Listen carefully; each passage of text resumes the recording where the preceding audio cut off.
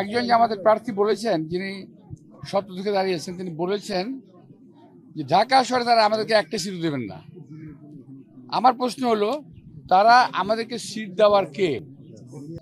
আমার ধারণা ওদের বিশেষ কোন শক্তি কাজ করতেছে, তারা ইলেকশন ইঞ্জিনিয়ারিং এর মাধ্যমে কিছু একটা করার চেষ্টা করবেন, এবং এরা আর্টিফিশিয়াল ইন্টেলিজেন্স দিয়ে অনেক কিছু তৈরি করছে।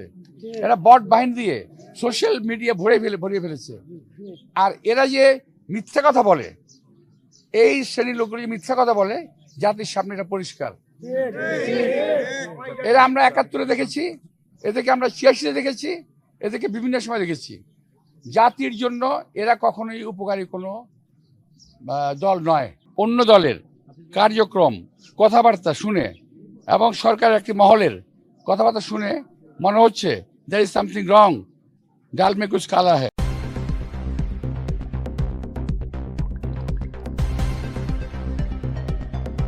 News Vision Digital Multimedia.